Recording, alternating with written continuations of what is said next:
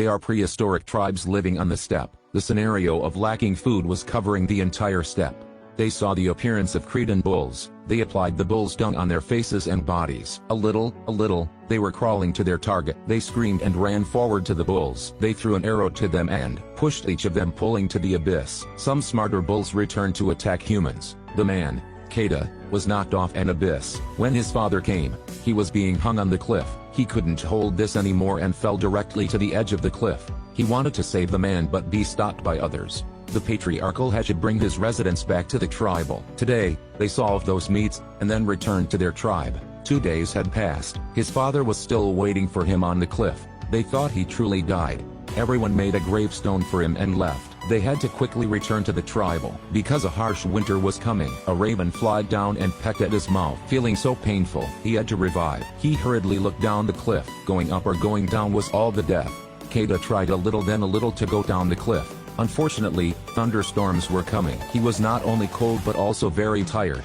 He thought that he couldn't hold anymore. Keda dropped off and fell down. The second time he revived, he realized that he was still alive, but his leg was so painful, it could be broken already.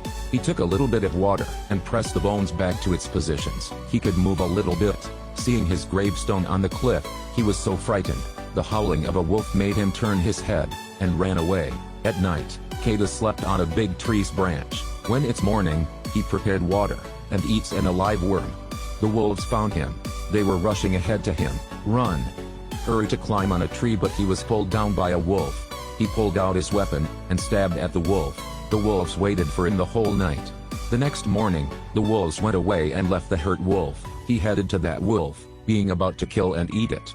Seeing its moaning, he had not enough braveness to kill it. Since he was little, he hadn't killed an animal. Rather, he tended to save the wolf. He used a rope to tie its mouth. He brought it to the river's bank and salved its wounds. The next day, he found some herbal medicine to put on the wound. The wolf had recovered. The man let it drink a bit of water. On this steppe, there was no food. Having no way, he had to eat worms. He gave the wolf a little bit of worms. It also ate. The first time he hunted a rabbit, he wanted to cook something to eat. The wolf wanted to rob the rabbit, but he stopped it. Seeing he eats the rabbit, the wolf was scared and sat down very obediently. In the evening, he successfully made fire to bake the rabbit. Seeing he was eating meat, the wolf moaned. When it bowed, he threw a piece of meat to it. His leg hadn't been hurt anymore. He wanted to leave this place. He took back the fabric from the wolf and left. When going a short distance, he realized that the wolf was going after him. He shouted loudly to threaten to eat, but it kept following him. He threw the stick to it to chase it away. But it picked the stick and brought it back to him.